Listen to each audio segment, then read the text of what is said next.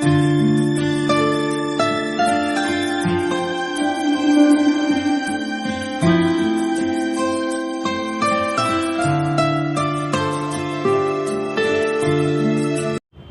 Afternoon बाळको। आज આપણે ધોરણ 7 વિષય ગણિત અહીં આપણે ગણિત પ્રકરણ 15 ઘનાકારોનું પ્રત્યક્ષીકરણ સમજવાનું છે। અગાઉના પીરિયડની અંદર વિદ્યાર્થી મિત્રો આપણે દ્વિપરિમાણ અને ત્રિપરિમાણ એટલે પ્રમાણ શીખી ગયા। અહીં આપણે બે વસ્તુ સમજવાની છે કે ઘણા આકારોનું જે પ્રત્યક્ષીકરણ છે એમાં ઘણા આકારોમાં તમે અગાઉના ધોરણમાં પણ ભણી ચૂક્યા। દાખલા તરીકે અહીં આપણે સમજીએ કે ચોરસ, આ રીતે આપણે ચોરસ સમજીએ, ત્યારબાદ આપણે લંબચોરસ સમજીએ, ત્યારબાદ આપણે ત્રિકોણ સમજીએ, ત્યારબાદ આપણે વર્તુળ સમજીએ। તો ચોરસ, લંબચોરસ આને આપણે સમજીએ કે જ્યારે ચોરસ જે છે, ચોરસ, લંબચોરસ, ત્રિકોણ, વર્તુળ જે છે એ દ્વિપરિમાણીય કહેવામાં આવે છે કે વર્તુળ, ચોરસ, લંબચોરસ, ચતુષ્કોણ અને ત્રિકોણ એ દ્વિપરિમાણીય જેને આપણે 2D અને 2D કહીએ છીએ। શું કહીએ છીએ? 2D। तो जे આપણે ઘણા આકારોનું જે પ્રત્યક્ષીકરણ શીખ્યું છે એની અંદર એવું છે કે વર્તુળ છે, ચોરસ છે, લંબચોરસ છે, ચતુષ્કોણ અને ત્રિકોણ એ સમતલ્ય આકૃતિઓ દર્શાવે છે। આ બધી શું દર્શાવે છે? સમતલ્ય। જે આકૃતિઓ સમતલ્ય દર્શાવે છે એ સમતલ્ય છે એને આપણે શું કહીએ? સમતલ્ય આકૃતિઓ દ્વારા દ્વિપરિમાણીય એટલે 2D હોય છે। કેવી હોય છે? આ 2D હોય છે। આ દ્વિપરિમાણીય સિવાય પછી આપણે ઘણા આકારોની જ્યારે વાત કરવી છે કે ઘણા આકાર આપણે સમતલીય 2D એના પછી 3D। 2D એટલે શું? અને બે બાજુ લંબાઈ અને પહોળાઈ, બે બાજુ લંબાઈ અને પહોળાઈ એટલે L અને D। લંબાઈ અને પહોળાઈ એ બે બાજુ હોય છે 2D ની। જ્યારે આપણે ઘન આકારમાં 3D तो घन आकारों 3D कई गए तो આપણે કહીએ સમઘન છે, લંબઘન છે, ગોલક, નળાકાર, શંકુ અને પિરામિડ એ ઘન આકારો છે। એને આપણે 3D કહીએ છીએ। શું કહીએ છીએ? 3D એટલે કે ઘન આકારો। અહીંયા સમઘનની વાત કરીએ વિદ્યાર્થી મિત્રો ધ્યાન રાખજો, અહીં આપણે સમઘન પાસો દોરીએ તો સમઘન પાસો દોરવા માટે આપણે રેડિયો ગાળો, ત્યારબાદ એક પેટી વચ્ચે અને એક પેટી સાઈડમાં, આને તમે આ રીતે મૂકો, આ રીતે આને સ્ટીક કરી દો। ત્યારબાદ આને આપણે આની જોડે જોડીએ, આને આની જોડે જોડીએ, આને આની જોડે આને, તો સમઘન બન્યો। શું બન્યો? સમઘન। તો સમઘન પાડવાને 3D એટલે 3 લંબાઈ, પહોળાઈ અને ઊંચાઈ અથવા ઊંડાઈ, લંબાઈ, પહોળાઈ, ઊંચાઈ અને ઊંડાઈ, તો LBH। तो समघन के पास है समघन પછી લંબઘન। તો લંબઘન દોરવા માટે વિદ્યાર્થી મિત્રો સૌપ્રથમ આપણે એક લંબઘન દોર્યો, આ લંબચોરસ દોર્યો, આ બીજો લંબચોરસ દોર્યો, બીજો લંબચોરસ દોર્યા પછી આપણે આમ મિલાવો, આ રીતે મિલાવો અને આ તો આ લંબઘન બની ગયો। શું બન્યો? લંબઘન। આ સમઘન છે અને આ લંબઘન પાસો છે। કેવો છે? લંબઘન પાસો। તો આ જે ઘણા આકારોની જે પ્રત્યક્ષીકરણ છે એને આપણે જોઈએ તો આ ઘણા આકારોની અંદર જેને આપણે 3D 3 પરિમાણીય, પહેલામાં 2D એટલે 2 પરિમાણીય, અહીંયા 3D એટલે 3 પરિમાણીય આકૃતિઓ દર્શાવતી, 3 પરિમાણીય આકૃતિઓ દર્શાવતી। હવે અહીં તમે જુઓ કે ગોલક, તો ગોલક દોરવો હોય વિદ્યાર્થી મિત્રો तो આવી રીતે ગોલક દોરી શકાય। આ રીતે ગોલક, આ ગોલકની જે ભાગ છે એ શંકુ, તો આ રીતે શંકુ દોરી શકાય। ધ્યાન રાખો વિદ્યાર્થી મિત્રો, આ રીતે શંકુ, તો આ જે બધા છે ગોલક, ગોળ, શંકુ, તો આ બધા 3D એવા કહેવામાં આવે છે। 3D 3D એટલે ત્રણ પરિમાણીય આ ત્રણ પરિમાણીય આકૃતિઓ દર્શાવતા ઘણા આકારોની આપણે આકૃતિઓ સમજી હવે આપણે 2D જોઈ 3D જોઈ હવે આપણે એવું જોઈએ કે સમતલીય આકૃતિઓ પર ચોરસ લંબચોરસ ત્રિકોણ વર્તુળ તે બધી 2D આકાર દર્શાવે છે તો એ સમઘન લંબઘન ગોલક નળાકાર એ શંકુ એ ઘન આકારો દર્શાવે છે ઘન આકારો ત્રિપરિમાણીય 3D હોય છે વિદ્યાર્થી મિત્રો ઘન આકારોના ખૂણાઓને તેના શિરોબિંદુઓ માળખાને બનાવતા રેખાખંડોને ધાર અને તેની સમતલ સપાટીઓને આપણે ફલક કહેવાય હવે આપણે સમજીએ કે ખૂણાઓને તેના શિરોબિંદુ તો શિરોબિંદુ આ જે આકૃતિ છે આ આકૃતિની અંદર આ જે ભાગ છે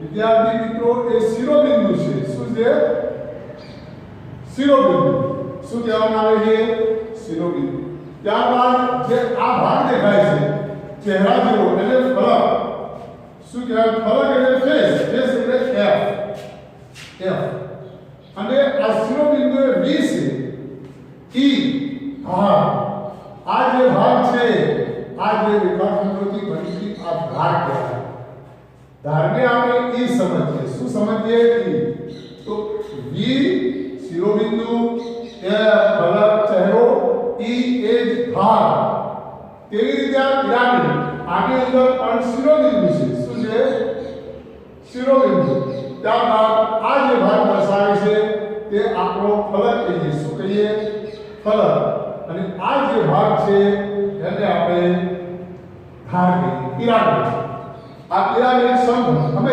સમજી લેજો શિરોબિંદુ ફલક F શિરોબિંદુ માટે V ધાર માટે E શિરોબિંદુ માટે V અને ફલક માટે F અને ધાર માટે E સમજા હવે આના ઉપરથી સૂત્ર બને છે વિદ્યાર્થી જેને યુલરનું સૂત્ર કહીએ છીએ કેવું યુલરનું સૂત્ર આ જે સૂત્ર છે એ આપણે ધોરણ 8 અને 10 ની અંદર ભણવાનું છે ભાઈ તો આ સૂત્ર શું છે યાદ રાખજો દરેક વિદ્યાર્થીએ સમજવાનું છે કે F +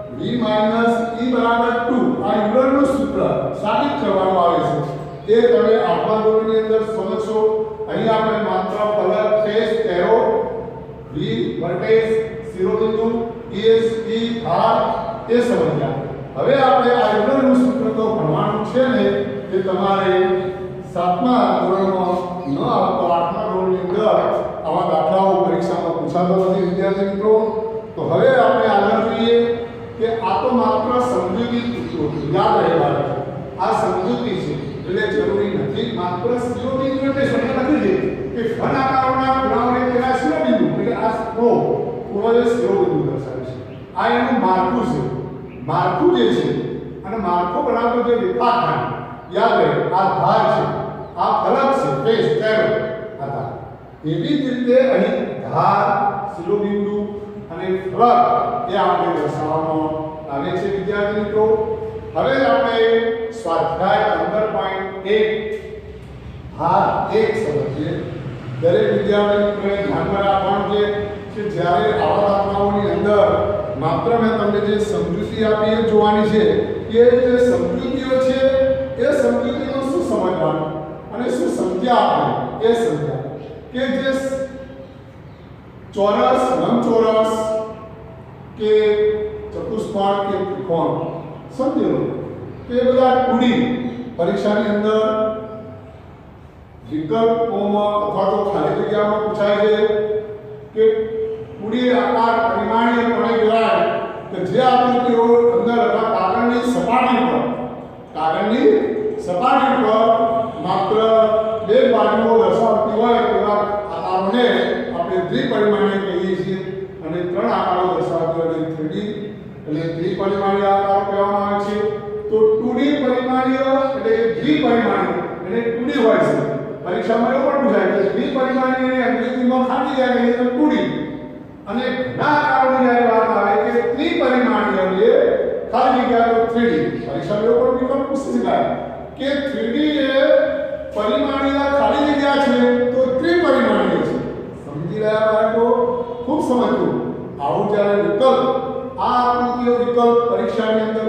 હોય ત્યારે વિકલ્પ તમારે સમજવાના હોય। એટલે હવે આ આકૃતિઓ પરથી મેં તમને સમજાવ્યું એટલે ખ્યાલ આવી ગયો છે કે રેખાખંડોનો જે ખૂણો જે છે એ ખૂણો એ શિરોબિંદુ દર્શાવે છે। રેખાખંડોની બનતી જે ધાર છે ધાર એને એ બીજ કહે છે અને જે ચહેરો બનાવે છે ફલક ફેસ એટલે ફલક ત્યાં કહેવાય છે। એવું આપણે આ આકૃતિઓ પરથી સમજૂતી મેળવી। હવે આપણે દાખલા નંબર 1 જોઈએ કે સમઘન બનાવવા માટે ઉપયોગમાં લઈ શકાય તેવી રેખાકૃતિઓ એમાં પહેલી રેખાકૃતિ આપી છે, બીજી આપી છે, ત્રીજી, ચોથી, પાંચમી અને છઠ્ઠી। તમારે જવાબમાં શું લખવાનું છે? આનો જવાબ આપણે આવી રીતે આપવાનો છે કે આનો જવાબ સમઘન બનાવવા માટે ઉપયોગમાં લઈ શકાય તેવી રેખાકૃતિ ઓળખો। હવે આ 1 2 3 4 5 6 શું સમજવાનું બનાવવાનું છે? આપણે સમઘન બનાવવા માટેના પાસાની અંદર બાળકોને તમને સમજાવ્યું કે આવી એક લીટી ગાડી, બીજી એક લીટી ગાડી, આ લીટી આ રેખા થઈ, આ રેખાને આ બીજી રેખા જોડી, આ ત્રીજી રેખા, આ ચોથી રેખા, આ પાંચમી રેખા। હવે આ રેખાને આપણે આની જોડે જોઈન કરી, આ રેખાને આની જોડે, આ રેખાને આની જોડે, આ રેખાને, તો સમઘન પાસો બની ગયો। તો આવી જે આકૃતિઓ છે આ જે આકૃતિઓ 1 2 3 4 5 6 આ 6 આકૃતિઓમાંથી માત્ર આપણે જવાબ જ આપવાનો છે। તો વિદ્યાર્થી મિત્રો જવાબમાં શું લખીશું કે સમઘન બનાવવા માટે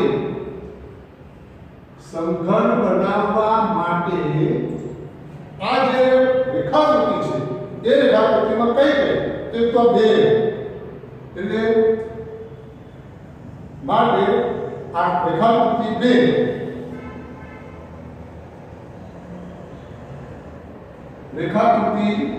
બે ત્યારબાદ 3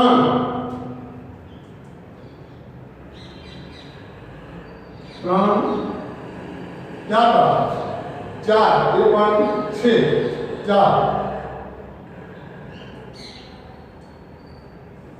અને છેલ્લે આ 6 આ આકૃતિઓ જે છે તો જવાબ સમઘન બનાવવા માટે રેખાકૃતિ 2 3 4 અને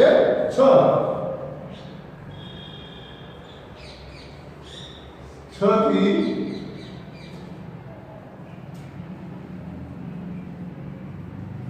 સમઘન બનાવી શકાય। સમઘન બનાવી શકાય છે। તો દરેક વિદ્યાર્થી મિત્રએ સમજવાનું છે કે જે આકૃતિઓ જે છે એ આકૃતિઓ ઉપરથી આપણે જોઈ શકીએ કે ઉપયોગમાં લઈ શકાય તેવી કઈ કઈ રેખાકૃતિઓ છે તો 2 છે 3 છે 4 છે અને 6 છે એ આપણે દર્શાવી છે। હવે આપણે દાખલા નંબર 2 જોઈશું બાળકો। દાખલા નંબર 2 ની અંદર તમે જુઓ કે દરેક સપાટી પર ટપકા હોય એવા સમઘનને પાસો કહે છે। પાસો આ ટપકો આ સમઘન પાસો છે। સમઘન પાસામાં 1 2 3 4 5 આ રીતે આ બિંદુ 1 2 3 4 તમે વિદ્યાર્થી મિત્રો પાસાનો ક્રમો છો એટલે ખ્યાલ છે કે પાસાની સામસામેની સપાટીઓ પરના ટપકાનો સરવાળો હંમેશા કેટલો થાય છે 7 થાય છે।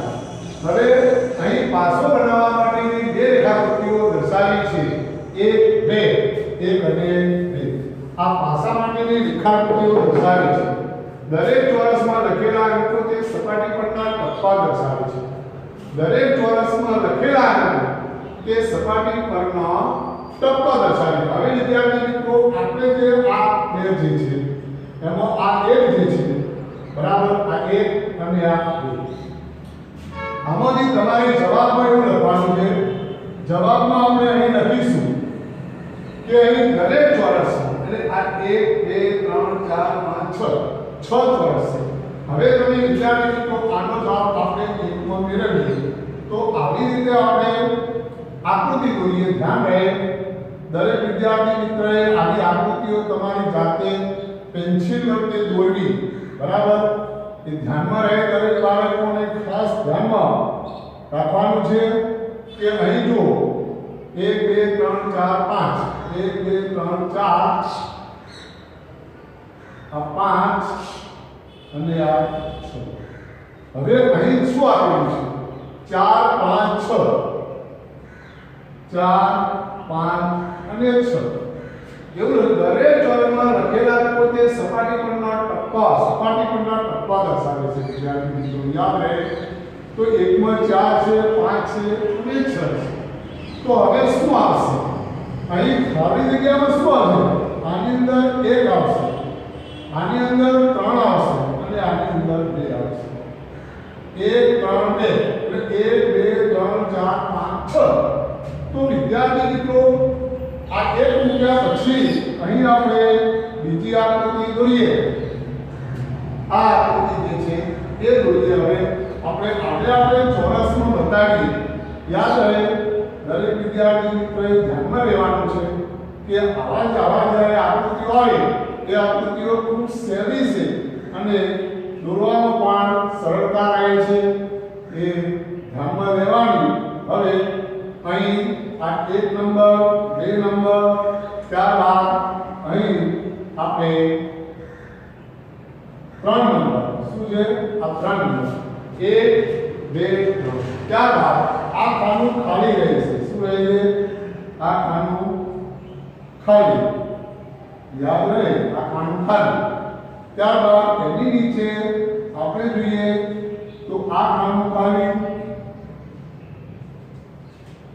ત્યારબાદ આ ખાનું ખાલી. હવે સમજવાનું શું છે વિદ્યાર્થી મિત્રો? આપણે જે આ જે ખાલી જગ્યા છે એને આપણે જવાબમાં લખવાનું છે. તો આ જવાબ 1 છે. હવે અહીં આપણે જવાબ 2 લખીએ. એ જવાબ 2 લખીએ એમાં જોઈ લેજો કે 1 2 3. એવી રીતે અહીં આપણે જવાબમાં શું લખ્યું? 1 3 2. અહીં શું આવે છે સમજો. દરેક વિદ્યાર્થી મિત્રએ એવું સમજવાનું કે જ્યારે આવા દાખલાઓ આવતા હોય ત્યારે તમારે ખાસ સમજવાનું છે કે કેવી રીતે મૂકવા અને કઈ રીતે ન મૂકવા એ પણ આપણે ધ્યાનમાં લઈએ. તો અહીં જોઈ લેજો 4 5 6. આને ઉલટું કરીએ એટલે 4 5 6. તો અહીં શું આવશે? 4 5 અને 6. તો તમારો જવાબ કેટલો આવ્યો? 1 3 2. આ ખાનામાં 1 3 2 આવ્યા. આ ખાનામાં 4 5 6. 4 5 6. હવે આપણે દાખલા નંબર 3 જોઈએ. દાખલા નંબર 3 જે છે કે બાજુમાં દર્શાવેલી રેખાકૃતિ પાસાની રેખાકૃતિ હોઈ શકે એવો પ્રશ્ન છે. તમારો જવાબ સમજાવો. બરાબર? રેખાકૃતિ હોઈ શકે તો આપણે જવાબમાં શું સમજાવીશું? સૌપ્રથમ તો ના.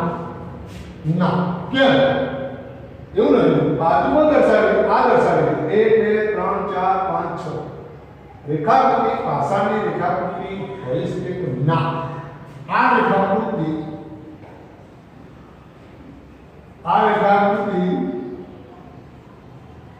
પાસાની ન હોઈ શકે. કારણ કે હંમેશા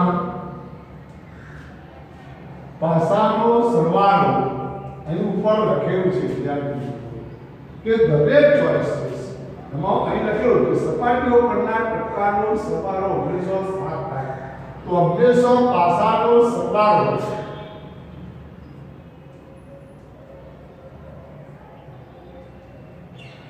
7 થાય છે. હવે આપણે આ જે છે એની વિરોધાભાસ જોઈશું. એમાં પ્રથમ એક જોઈએ બાળક. તો પ્રથમ એક કઈ હંમેશા યાદ રાખજો તમે કે આવા જ્યારે દાખલા હોય તો આપણે ના તો લખીએ જ છીએ, છતાં પણ આપણે એટલું સમજવાનું છે કે આપણે શું કરીશું કે આપણે ના તો લખીએ પરંતુ એની અંદર સામસામેની જોડ બનાવવાની છે. તો હંમેશા પાસાનો સરવાળો એટલે અહીં સામસામેની જોડ બનાવી. તો અહીં જોઈ લો સામસામેની જોડ. એમાં સૌપ્રથમ આ સામસામેની જોડ એક આની સામે 4 1 + 4 = 5 માટે 5 not equal to 7. 5 not equal to 7. બીજા નંબરની અંદર આ 1 અને 4 જોઈ. હવે આપણે 3 અને 6 જોવાની છે. આ પહેલી જે છે બીજામાં 3 + 6 બરાબર 9 માટે 9 not equal to 7 જે નથી એટલે આપણો જવાબ નહીં સાચો 1 અને 4 4 અને 1 આનો સરવાળો ગયો 5 3 અને 6 આનો સરવાળો કેટલો થયો 9 જે 9 not equal to 7 આના પર તમને ખ્યાલ આવી રહ્યો છે કે જે પાસો છે પાસાને હંમેશા સાત થાય કે યાદ રહે હવે આપણે સમજીએ બાળકો કે આવા જ્યારે દાખલાઓ હોય અને એની જ્યારે આકૃતિઓ દોરવાની આવે ત્યારે તે આકૃતિઓ આપણે જોતા હોઈએ છીએ બાળકો કે જે આકૃતિઓ આપણે દોરીએ એની અંદરથી તમારે સમજવાનું શું છે એ સમજી રહેવું બાળકો કે દાખલા નંબર 4 ની અંદર સમઘન બનાવવા માટેની એક અપૂર્ણ રેખાકૃતિ આપેલી છે આ અપૂર્ણ છે તેને ઓછામાં ઓછી 2 રીતે પૂર્ણ કરો યાદ રાખો કે સમઘનને 6 ફલકો છે સમઘનને કેટલા ફલકો છે 6 એમાં આપણે આકૃતિ જવાબ સાથે 1 લખીએ એનો જવાબ 1 લખીએ આપણે અહીં સમઘનને 6 ફલક છે યાદ રહે કે સમઘનને 6 ફલક છે એમાં આપણે પહેલી આકૃતિ દોરીએ બાળકો યાદ રહે આ જે છે એના ઉપરથી દરેકે સૌપ્રથમ આપણને આવી રીતે 4 ચોરસ દર્શાવવાના છે કેટલા ચોરસ 4 એમાં આપણે આ 1 2 અને 3 અને 4 1 2 3 4 હવે આ જે ચોરસ છે એને આપણે પાસો જે બનાવવો છે એ ધ્યાનમાં રહે બાળકો કે આવી રીતે તમે આને 6 જોઈ લો પેલો જે ભાગ છે ને 1 2 3 4 5 6 ફલક તો 6 ફલક થઈ ગયા આ પહેલી આકૃતિ આવી હવે આપણે બીજી આકૃતિ જોઈએ બીજી આકૃતિ આ જવાબ બીજો જ છે એને પણ 6 ફલક આ 6 ફલક એવી રીતે બીજી આકૃતિ કેટલી 2 રીતે પૂર્ણ કરવાની છે એક આ રીત છે હવે આ રીતને ઉલટાવી લઈએ યાદ રહે બાળકો આપણે આ રીતને ઉલટાવી દીધી છે એટલે દરેક વિદ્યાર્થી મિત્રએ આકૃતિ દોરવા માટે હંમેશા પેન્સિલ અને ઉત્પત્તિનો ઉપયોગ કરવો એક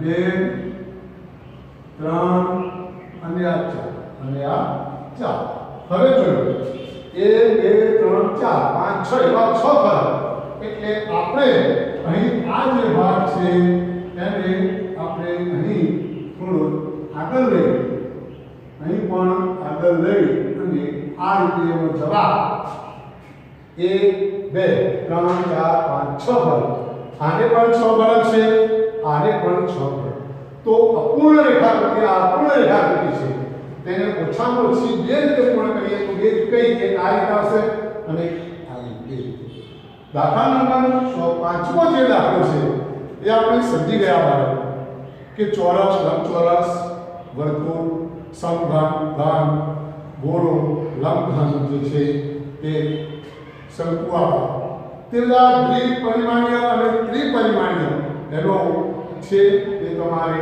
પૂર્ણ કરી દેવાનો છે ગૃહ કાર્યની અંદર તમને દાખલા નંબર 5 હું આપું શું કરી લાવજો